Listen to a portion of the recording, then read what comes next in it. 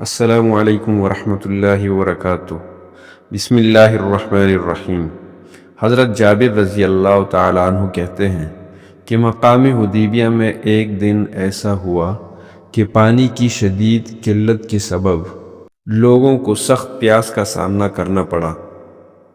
اس وقت آپ صلی اللہ علیہ وسلم کے پاس ایک لوٹا تھا جس سے آپ صلی اللہ علیہ وسلم نے وضو فرمایا تھا، اور اس میں بہت تھوڑا سا پانی بچا۔ لوگوں نے آپ صلی اللہ علیہ وسلم کی خدمت میں حاضر ہو کر عرض کیا کہ ہمارے لشکر میں پینے اور وضو کرنے کے لیے بالکل پانی نہیں ہے، بس وہی تھوڑا سا پانی ہے جو آپ صلی اللہ علیہ وسلم کے لوٹے میں بچ گیا ہے، اور ظاہر ہے اس سے سب لوگوں کا کام نہیں چل سکتا۔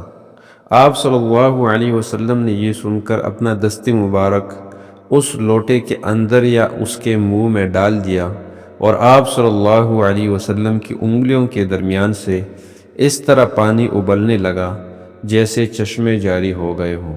حضرت جابر رضی اللہ تعالیٰ عنہ کا بیان ہے کہ ہم سب لوگوں نے خوب پانی پیا اور وضو کیا۔ حضرت جابر رضی اللہ تعالیٰ عنہ سے پوچھا گیا کہ اس موقع پر تم سب کتنے آدمی تھے؟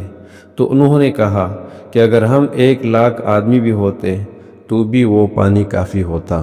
ویسے اس وقت ہماری تعداد 1500 تھی۔ جزاکم اللہ خیرا کثیرا۔